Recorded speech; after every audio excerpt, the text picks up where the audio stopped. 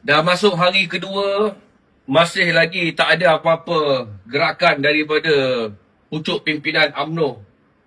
Allahu Dan Akbar. apa yang saya boleh bercerita dekat sini, mereka semua dah jadi penipu, Datuk Seri.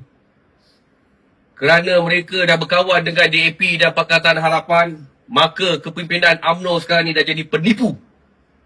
Mereka cerita tak habis-habis mengkaji, memberikan harapan palsu kepada Akar Umbi. Inilah mereka sebenarnya, Datuk Seri.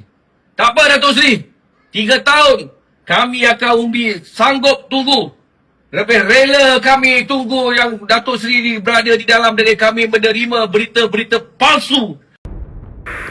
Alhamdulillah.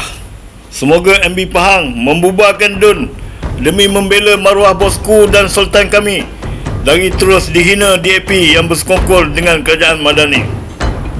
Biar kita bersatu padu sesama agama kita dan bersatu padulah demi negara yang tercinta. Mereka telah menjatuhkan martabat tuanku kami, iaitu ketua kepada agama Islam dan orang Melayu kami.